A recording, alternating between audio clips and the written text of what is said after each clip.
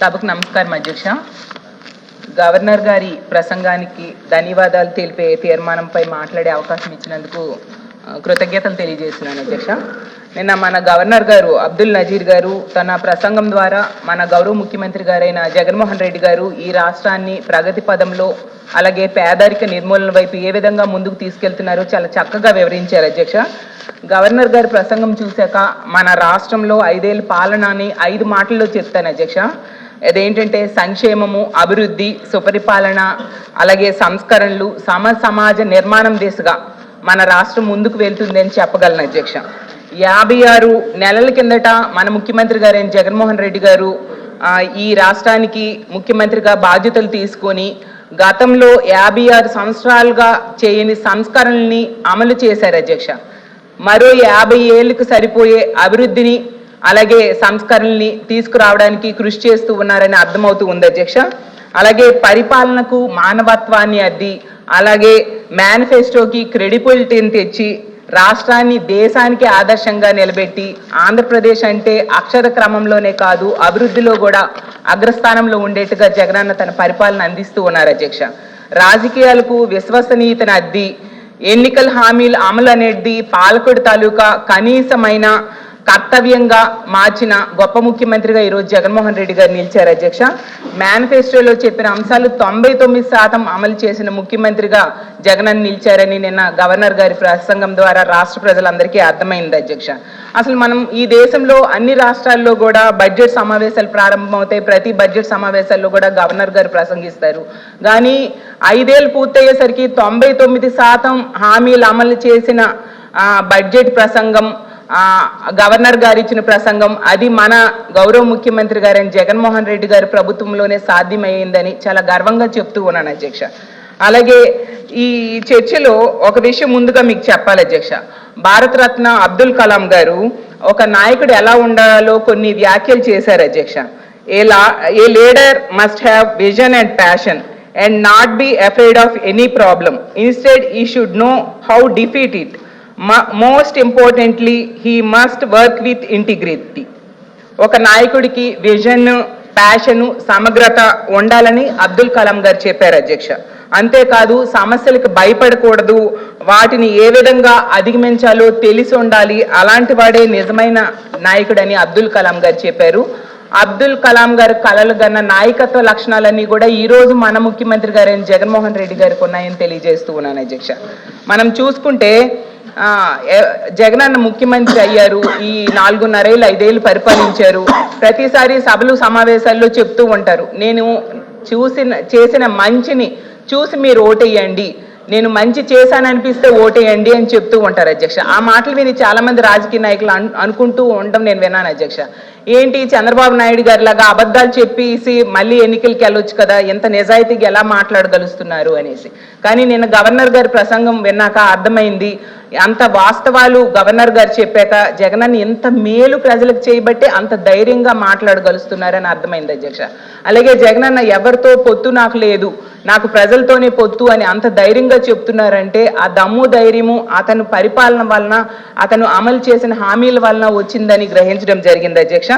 ఆ రోజు రాజశేఖర రెడ్డి గారు మరణించాక అతని సమాధి వద్ద ఈ పార్టీ ఏర్పాటు చేసి ఈరోజు 5 ఏళ్ళు తన పాలనలో అతను తండ్రి రాజశేఖర రెడ్డి గారు గర్వంగా తలెత్తుకునేట్టుగా తన పరిపాలన అందించడమే కాకుండా ఆ వైఎస్ఆర్ ఆశయాలు ఈరోజు నెరవేరుస్తూ ముందుకు సాగుతూ ఉన్న పరిస్థితి మనం చూసాం అధ్యక్ష. తన 14 ఏళ్ళ ప్రయాణంలో జగనన్న తన మార్గం యుద్ధం, తన ఆలోచనే ఆయుధం, తన గమ్యం ప్రజాహితం అన్నట్టుగా ముందుకు సాగారు అధ్యక్ష. ఒక ఎమ్మెల్యే ఎంపీతో ప్రారంభమైన తన ప్రస్థానం ఈరోజు 151 మంది ఎమ్మెల్యేలు 22 మంది ఎంపీలతో గెలిచే స్థాయికి తీసుకొచ్చారు అధ్యక్ష. అలాగే ప్రజలు ఏ నమ్మకంతో ఓటేశారో ఆ నమ్మకాన్ని ఒమ్ము చేయకుండా ఈరోజు పరిపాలిస్తూ ఉన్నారు అధ్యక్ష. మనం బలవంతుడు ఒకప్పుడు చూసుకుంటే బలవంతుడు అనేవాడు బలహీనుడిని బెదిరించిన రోజులు మనం చూసాం అధ్యక్ష. కానీ ఈ ఆంధ్రప్రదేశ్ రాష్ట్రంలో ప్రతి బలహీనుడి వెనక కూడా ఒక బలమైన నాయకుడు ఉన్నాడు అధ్యక్ష. అది మన ముఖ్యమంత్రి గారైన జగన్మోహన్ రెడ్డి గారని తెలియజేస్తూ ఉన్నాను అధ్యక్ష. అసలు చరిత్రలో ఎన్నడూ లేని విధంగా మన రాష్ట్రంలో జగనన్న పాలనలో రూపాయి లంచం లేకుండా పరిపాలన సాగుతూ ఉండడం నిజంగా ఇది ఆంధ్ర రాష్ట్ర ప్రజల అదృష్టంగా నేను భావిస్తూ ఉన్నాను అధ్యక్ష. అసలు నిన్న గవర్నర్ గారు చెప్పారు ప్రసంగంలో, జగనన్న ముఖ్యమంత్రి అయ్యాక పేదరిక నిర్మూలన ఎలా జరిగింది, ఎంతగా పేదరికం తగ్గింది అనేసి ఎంత చక్కగా చెప్పారు అధ్యక్ష. ప్రమాణ స్వీకారం చేయకముందు ఈ రాష్ట్రంలో పేదరికం 11.77% ఉంటే జగనన్న ముఖ్యమంత్రి అయ్యాక 2022-23 నాటికి 4.1% పేదరికం తగ్గింది అధ్యక్ష. అంటే ఎంత చక్కగా పేదరిక నిర్మూలన కోసం జగనన్న కృషి చేస్తున్నారో అర్థం చేసుకోవచ్చు అధ్యక్ష. ఈ రాష్ట్రానికి 17 మంది ముఖ్యమంత్రులు పరిపాలించారు. ఇంత గొప్పగా పేదరికాన్ని తగ్గించిన ముఖ్యమంత్రి మాత్రం అది ఒక్క జగనన్న పేదల పెన్నిదిగా ఈరోజు నిలిచారు అధ్యక్ష. ఇదేదో మన అధికారులు మన వైఎస్ఆర్ కాంగ్రెస్ పార్టీ నాయకులు చెప్పిన లెక్క కాదు అధ్యక్ష. సాక్షాత్తు కేంద్ర ప్రభుత్వం ఆధీనంలో ఉన్న నీతి ఆయోగ్ చెప్పిన లెక్క, వాస్తవాలు ఇవి అధ్యక్ష. నేను చదువుకునే రోజుల నుంచి కూడా వింటూ ఉన్నాను అధ్యక్ష. ప్రతి నాయకుడు కూడా పేదరికం నిర్మూలన చేస్తాను పేదరికాన్ని అంటూ స్టేట్మెంట్లు ఇచ్చే వాళ్ళని చూసాం. కానీ పేదరిక నిర్మూలన చేసి చూపించిన స్టేట్స్మెన్ గా ఈరోజు మన ముఖ్యమంత్రి గారు జగన్మోహన్ రెడ్డి గారు నిలిచారని చాలా సంతోషంగా గర్వంగా కూడా ఉంది అధ్యక్ష. అందుకు జగనన్నకి హ్యాట్స్ ఆఫ్ తెలియజేస్తూ ఉన్నాను అధ్యక్ష. నేను గవర్నర్ గారి ప్రసంగంలో నాకు అర్థమైంది, జగనన్న ప్రభుత్వం విద్య, వైద్యానికి, వ్యవసాయానికి అత్యంత ప్రాధాన్యత ఇచ్చి దానికే ఎక్కువ నిధులు కేటాయించిన సంగతి మనం చూసాం అధ్యక్ష. కొఠారి గారు ప్రముఖ విద్యావేత్త, అతను ఎప్పుడు ఒక మాట అంటూ ఉంటారు అధ్యక్ష, దేశ భవిష్యత్తు తరగతి గదిలోనే రూపుదిద్దుకుంటుందనేసి కొఠారి గారు అన్నారు అధ్యక్ష. ఈ రోజు జగనన్న పరిపాలనలో ఆ మాట అక్షరాల నిజం చేసి చూపించారు అధ్యక్ష. ఈ దేశ భవిష్యత్తును రూపుదిద్దడమే కాదు, దేశానికి ఆదర్శంగా నిలిచేలా ఈరోజు ఆంధ్రప్రదేశ్ రాష్ట్రంలో విద్యా వ్యవస్థ ఉందని సగర్వంగా తెలియజేస్తూ ఉన్నాను అధ్యక్ష. విద్య కోసం గతంలో ఏ ముఖ్యమంత్రి చేయనట్టుగా 73,417 కోట్లు ఈ విద్యా రంగంలో పథకాల కోసం, సంస్కరణల కోసం మన ముఖ్యమంత్రి గారు ఖర్చు పెట్టడం నిజంగా మన రాష్ట్రంలో ఉన్న పేద ప్రజలు, పేద విద్యార్థుల తాలూకు అదృష్టంగా నేను భావిస్తూ ఉన్నాను అధ్యక్ష. గతంలో ఏ ముఖ్యమంత్రి కూడా ఈ రాష్ట్రంలోనే కాదు ఏ రాష్ట్రంలో కూడా విద్య కోసం ఎంతగా ఖర్చు పెట్టిన దాఖలాలు మనకు కనిపించవు అధ్యక్ష. అలాగే బాల కార్మిక వ్యవస్థను నిర్మూలించడం కోసం అమ్మఒడి పథకాన్ని తీసుకురావడం జరిగింది అధ్యక్ష. అలాగే ఏ రాష్ట్రంలో కూడా లేనట్టుగా మన రాష్ట్రంలో 43.61 లక్షల మందికి 26,000 కోట్లు అందించిన ముఖ్యమంత్రి మన జగన్మోహన్ రెడ్డి గారు అధ్యక్ష. అలాగే 56,703 పాఠశాలలు, హాస్టల్స్, జూనియర్ కళాశాలను నాడు నేడు ద్వారా అభివృద్ధి చేశారు అధ్యక్ష. అసలు దేశంలో ఎక్కడూ లేనట్టుగా మన రాష్ట్రంలో ఇంగ్లీష్ మీడియం విద్యను తీసుకురావడం కాకుండా IFP ప్యానెల్స్ తో డిజిటల్ క్లాస్ రూమ్స్, పిల్లలకు tabs, IB syllabus, bilingual text books ఇవన్నీ కూడా జగనన్న తీసుకురావడం మనం చూసాం అధ్యక్ష. అసలు ఇలాంటి ఇన్ని సంస్కరణలు విద్యా వ్యవస్థలో మనం ఎప్పుడైనా చూసాం అధ్యక్ష. అసలు 2019కి ముందు ఇలాంటివి ఎప్పుడైనా కనిపించాయని నేను అడుగుతూ ఉన్నాను అధ్యక్ష. పిల్లలు వాళ్ళ ఆహారం కూడా గోరుముద్ద పథకం ద్వారా మనం చూసాం. కార్పొరేట్ స్కూల్స్ లో ఇచ్చే మెనూతో ఆహారాన్ని అందిస్తూ అన్ని రకాలుగా వాళ్ళకి ఆరోగ్యాన్ని మీద కూడా దృష్టి సాధిస్తూ ఉన్న పరిస్థితి మనం చూసాం అధ్యక్ష. అలాగే విద్యా కానుక ద్వారా వాళ్ళకి కావలసిన బుక్స్, యూనిఫామ్స్, సాక్స్లు, అలాగే షూస్, బెల్ట్లతో సహా అన్ని ఇస్తూ ఉన్న పరిస్థితి. ఒకప్పుడు గవర్నమెంట్ స్కూల్స్కి అయితే ఆడపిల్లలు బాత్రూమ్స్కి వస్తే వెళ్ళాలంటే కూడా భయపడిపోయి అలా ఉండిపోయేవారు అధ్యక్ష. కానీ ఈరోజు టాయిలెట్స్ ఎంత నీట్గా మెయింటైన్ చేస్తూ ఉన్నారంటే అసలు తమ ఇళ్లలో ఎలా ఉంటాయో అంత నీట్గా మెయింటైన్ చేస్తూ ఉన్న పరిస్థితి. ఒక సొంత అన్నలా ఆడపిల్లల శానిటరీ నాప్కిన్స్ మీద కూడా దృష్టి పెట్టి జగనన్న వాళ్ళకి ఎంతో చక్కగా చూసుకుంటూ ఉన్న పరిస్థితి మనం చూసాం అధ్యక్ష. గత చంద్రబాబు నాయుడు గారి పాలనలో తీసుకుంటే ఏడాదికి కేవలం 450 కోట్లు మధ్యాహ్న భోజన పథకానికి ఖర్చు పెడితే జగనన్న సంవత్సరానికి 1910 కోట్లు ఈరోజు ఖర్చు పెడుతూ ఉన్నారు అధ్యక్ష. నిజంగా పిల్లలకి ఏమైనా ఓట్లు ఉంటాయో ఏంటి చెప్పండి అధ్యక్ష. కానీ దేశ భవిష్యత్తుకి పిల్లల చదువు చాలా ఉపయోగమని భావించి ఓట్ల కోసమో, సీట్ల కోసమో, నోట్ల కోసమో కాదు, ప్రజల మనసుల్లో శాశ్వతమైన స్థానం కోసం ఈ విధంగా జగనన్న విద్యకి అలాగే పిల్లల చదువు కోసం ఖర్చు పెడుతూ సంస్కరణలు తీసుకొస్తూ ఉన్న విషయం మనం చూసాం అధ్యక్ష. అసలు విద్యలో ఇంతవరకు కేరళ మొదటి స్థానంలో ఉండేది అధ్యక్ష. చాలా సంతోషకరమైన విషయం ఏంటంటే కేరళను కూడా మన రాష్ట్రం అధిగమించింది అధ్యక్ష. అది national literacy and numeracy report ఈ అంశాన్ని పేర్కొనడం జరిగింది అధ్యక్ష. ఎడ్యుకేషనల్ యాక్సెసిబిలిటీలో కేరళ కంటే మనం ఎక్కువ స్కోరు సాధించడం జరిగింది అధ్యక్ష. అది ఒక్క జగనన్న తాలూకా సంస్కరణల వల్లనే సాధ్యమైందని నేను భావిస్తూ ఉన్నాను అధ్యక్ష. అసలు మనం ఎప్పుడైనా ప్రభుత్వ పాఠశాలలు ఇలా మారుతాయని కల్లో అయినా ఊహించామా చెప్పండి అధ్యక్ష. అది జగనన్న విద్యకి ఇచ్చిన ఇంపార్టెన్స్ వలన అది సాధ్యమైంది అధ్యక్ష.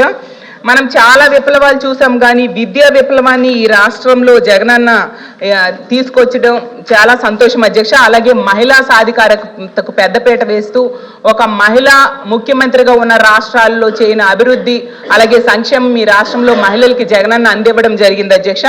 ఈ దేశంలో ఎక్కడా లేని విధంగా 78.84 లక్షలు మంది మహిళలకు 25,500 కోట్లు డ్వాక్రా రుణాలని ఆసరా పథకం ద్వారా జగనన్న ఆ రుణాలకి మాఫీ చేయడం జరిగింది అధ్యక్ష. రుణాన్ని తిరిగి మళ్ళీ ఇవ్వడం జరిగింది. ఆ రోజు చంద్రబాబు నాయుడు గారు 14,200 కోట్లు రుణమాఫీ చేస్తానని మోసం చేస్తే జగనన్న ఈ విధంగా ఆసరా ద్వారా ఆ డబ్బులన్నీ 4 విడతల్లో డ్వాక్రా మహిళలకు అందజేయడం జరిగింది అధ్యక్ష. అలాగే ఈ దేశంలో ఎక్కడా లేని విధంగా 26,000 కోట్ల మహిళలకు అమ్మఒడి పథకాన్ని అందించారు జగనన్న అధ్యక్ష. ఈ దేశంలో ఎక్కడా లేని విధంగా 31 లక్షల మందికి ఇళ్ల పట్టాలు ఇచ్చారు అధ్యక్ష మహిళల పేరుతో. అలాగే ఈ దేశంలో ఎక్కడా లేని విధంగా డ్వాక్రా మహిళలకు 0 వడ్డీ పథకాన్ని 4,900 కోట్లు అందించారు అధ్యక్ష. అలాగే ఈ దేశంలో ఎక్కడా లేనట్టుగా చేయూత ద్వారా ఈ నెలలో ఇవ్వబోతున్న అమౌంట్తో కలిపి 19,000 కోట్లు జగనన్న అందించడం జరిగింది అధ్యక్ష. అలాగే వైఎస్ఆర్ కాపు నేస్తం ద్వారా 2,000 కోట్లు అందించారు అధ్యక్ష. ఇలాంటి పథకం కూడా దేశంలో ఎక్కడా లేదు అధ్యక్ష. అలాగే దేశంలో ఎక్కడా లేని విధంగా ఈబీసీ నేస్తం కింద 1,257 కోట్లు అందించారు అధ్యక్ష. అలాగే దేశంలో ఎక్కడా లేని విధంగా 22 లక్షల మంది మహిళలకు సొంత ఇంటిని కట్టిస్తూ ఉన్న పరిస్థితి మనం చూసాం అధ్యక్ష. అలాగే పెన్షన్స్ ద్వారా 63.35 లక్షల మంది పెన్షన్ లబ్ధిదారులకు 86,000 కోట్లు పైగా పింఛన్ పంపిణీ చేసిన ఏకైక ముఖ్యమంత్రిగా జగనన్న ఈరోజు నిలిచారు అధ్యక్ష. అలాగే తీసుకుంటే ₹1 అవినీతి లేకుండా డీబీటీ నాన్ డీబీటీ పద్ధతి ద్వారా 4,23,000 కోట్లు మన రాష్ట్రంలో ఉన్న పేద ప్రజలకు లబ్ధి చేకూరిస్తే అందులో 75% మహిళలే లబ్ధిదారులుగా ఉన్నారు అధ్యక్ష. ఎక్కడ మహిళలు గౌరవించబడతారో అక్కడ దేవతలు కొలువు తీరుతారు అంటారు అధ్యక్ష. అందువలనే దేవతలు జగనన్నను ఆశీర్వదించి ముఖ్యమంత్రిని చేశారని నేను భావిస్తూ ఉన్నాను అధ్యక్ష. ఎందుకంటే జగనన్న ప్రభుత్వంలో మహిళలు అంత చక్కగా గౌరవించబడుతూ ఉన్నారు అధ్యక్ష. అలాగే దిశ యాప్ ద్వారా మహిళలకి ఎంతగానో రక్షణ అందిస్తూ ఉన్న పరిస్థితి మనం చూసాం అధ్యక్ష. ఈనాళ్ళు మనం చూసాం, వింటూ ఉన్నాం ఆకాశంలో సగం అన్నింటో సగం అని, కానీ అది ఎప్పుడు అమలు కాలేదు అధ్యక్ష మహిళల విషయంలో. కానీ జగనన్న ప్రభుత్వంలో ఆకాశంలో సగం అన్నింటో సగం ఆంధ్రాలో సగం అన్నట్టుగా ఈరోజు మహిళలు ముందుకు వెళ్తూ ఉన్న పరిస్థితి మనం చూసాం అధ్యక్ష. ఈ రాష్ట్రంలో 2,66,000 కోట్లు మహిళా సంక్షేమం అభివృద్ధి కోసం జగనన్న ఖర్చు చేయడం జరిగింది అధ్యక్ష. అలాగే వ్యవసాయం కోసం 2 మాటలు చెప్తాను అధ్యక్ష. ఆ రోజు చంద్రబాబు నాయుడు గారి టైంలో వ్యవసాయ రుణాలు మాఫీ చేస్తానని చేయకుండా మోసం చేస్తే ఆ రోజు రైతులందరూ వలసలు వెళ్ళిపోయి పట్టణాల్లో వలస కూలీలుగా బ్రతికేవారు అధ్యక్ష. కానీ జగనన్న ముఖ్యమంత్రి అయ్యాక ఈ రైతు భరోసా అందించి వాళ్ళ వ్యవసాయానికి తోడ్పాటును అందించడమే కాకుండా రైతు భరోసా కోసం 33,300 కోట్ల రూపాయలు ఖర్చు పెట్టి 53.53 లక్షల ఫార్మర్స్ కి బెనిఫిట్ చేశారు అధ్యక్ష. అలాగే ఫ్రీ క్రాప్ ఇన్సూరెన్స్ ఇవ్వడమే కాకుండా 0 వడ్డీని కూడా అమలు చక్కగా చేయడం జరిగింది. ఇన్పుట్ సబ్సిడీ ఇస్తున్నారు. ఈ క్రాప్ బుకింగ్స్ రైతులకు అలవాటు చేశారు. ముఖ్యంగా ఆర్బీకేలు అసలు దేశానికి ఆదర్శంగా నిలిచాయి అధ్యక్ష.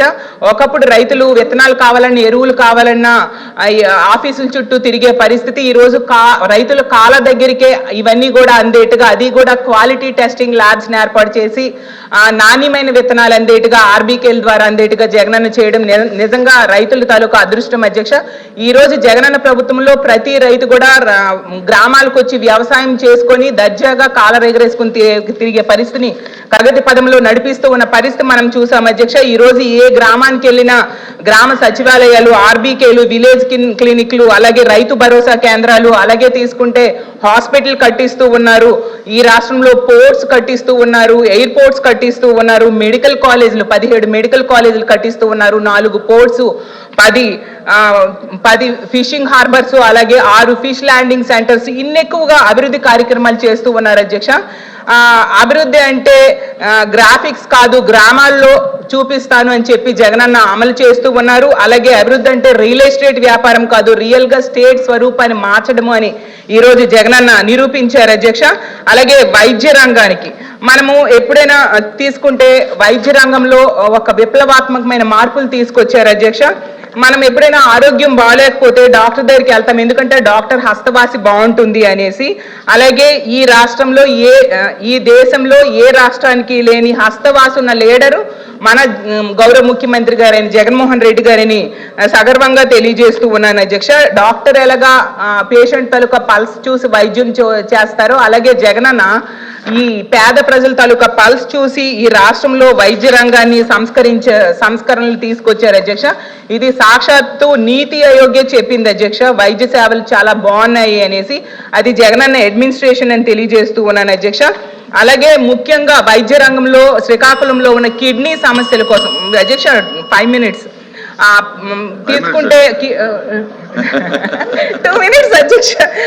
శ్రీకాకుళంలో నేను అక్కడే పుట్టాను అధ్యక్ష. చిన్నప్పటి నుంచి వింటూ ఉన్నాను, ఆ కిడ్నీ వ్యాధి ఎంతో మంది ఎన్నో ఉద్యమాలు చేసినా కూడా దానికి పరిష్కారం లేక ఇబ్బంది పడుతూ ఉన్న పరిస్థితిలో జగనన్న ఈరోజు శాశ్వత పరిష్కారం చూపించడం జరిగింది. ఎవరు ఏ ఉద్యమాలు చేయకుండానే జగనన్న వాళ్ళకి శాశ్వత పరిష్కారం 85 కోట్లతో కిడ్నీ రీసెర్చ్ సెంటర్, అలాగే 200 పడకల హాస్పిటలే కాకుండా వాళ్ళ తాగునీరు కోసం శాశ్వత పరిష్కారం చూపిస్తూ 700 కోట్లతో ఒక తాగునీటి ప్రాజెక్ట్ నే తీసుకొచ్చారు అధ్యక్ష. అది జగనన్న తాలూకా అంటే మనసుతో ఆలోచించి మానవత్వంతో పరిష్కారం ఎలా ఉంటుందో జగనన్న చూపిస్తూ ఉంటారు అధ్యక్ష. అలాగే పారిశ్రామిక రంగంలో కూడా పరుగులు పెట్టిస్తూ ఉన్నారు ఈ రాష్ట్రాన్ని. ఈజ్ ఆఫ్ డూయింగ్ లో నంబర్ 1 స్థానం, పరిశ్రమల ఆకర్షణలో నంబర్ 1 స్థానం, ఎగుమతుల్లో నంబర్ 4 స్థానంలో ఈ రాష్ట్రాన్ని నిలబెట్టారు అధ్యక్ష. ఈ రాష్ట్రంలో అభివృద్ధి చెందుతూ ఉందంటే, పరిశ్రమలు వస్తూ ఉన్నాయంటే, పారిశ్రామికవేత్తలు వస్తూ ఉన్నారంటే ఒకే ఒక రీజన్ ఉంది అధ్యక్ష, అది వైఎస్ జగన్. జగన్ అంటే ఇది ఒక పేరు కాదు అధ్యక్ష, ఇది ఒక బ్రాండ్ అని తెలియజేస్తూ ఉన్నాను అధ్యక్ష. జగన్ అంటే ఏంటో ఒక మాటలో చెప్తాను అధ్యక్ష. జే అంటే జస్టిస్, ఏ అంటే అష్యూరెన్స్, జి అంటే గుడ్ గవర్నెన్స్, ఏ అంటే అడ్మినిస్ట్రేషన్, ఎన్ అంటే no compromise. That is Jagan అధ్యక్ష. జే అంటే జస్టిస్, ఏ అంటే అష్యూరెన్స్, జి అంటే గుడ్ గవర్నెన్స్, ఏ అంటే అడ్మినిస్ట్రేషన్, ఎన్ అంటే no compromise. That is Jagan అధ్యక్ష. నిజంగా చాలా సంతోషం. ఈ రాష్ట్రంలో 2,14,000 శాశ్వత ఉద్యోగాలు కూడా జగనన్న అందించారు అధ్యక్ష.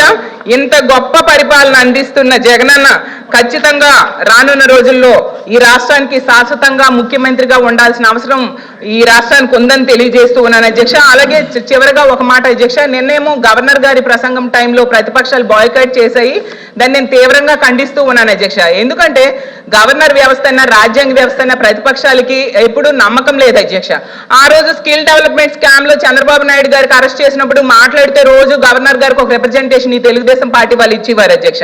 అలాగే ఏసీబీ కోర్టు నుంచి సుప్రీంకోర్టు వరకు ప్రతిసారి కూడా ఏదో గవర్నర్ అనుమతి లేకుండా అరెస్ట్ చేశారని 10 సార్లు చెప్పారు. చెప్పిన వాళ్ళు గవర్నర్ గారి ప్రసంగం వినకుండా వెళ్ళిపోవడం, బాయ్కాట్ చేయడం ఏంటి అధ్యక్ష. కానీ 2024 ఎన్నికల్లో ఖచ్చితంగా ప్రజలు తెలుగుదేశం పార్టీ వాళ్ళని బాయ్కాట్ చేయడానికి సిద్ధంగా ఉన్నారని తెలియజేస్తూ ఉన్నాను అధ్యక్ష. ప్రజలకు ఇచ్చిన హామీలు 99% అమలు చేసిన జగనన్న ప్రభుత్వాన్ని చూసి హామీలు ఏమాత్రం అమలు చేయని వాళ్ళు ఖచ్చితంగా తెలుగుదేశం పార్టీ వాళ్ళు పారిపోవడం అదే పెద్ద ఈ విషయం కాదని తెలియజేస్తూ ఉన్నాను అధ్యక్ష. అలాగే గవర్నర్ గారి ప్రసంగం మీద మాట్లాడే అవకాశం కల్పించినందుకు మీకు ధన్యవాదాలు తెలియజేస్తూ, గవర్నర్ గారి ప్రసంగాన్ని సమర్థిస్తూ ప్రవేశపెట్టిన ఈ తీర్మానాన్ని బలపరుస్తూ సెలవు తీసుకుంటున్నాను అధ్యక్ష. Thank you.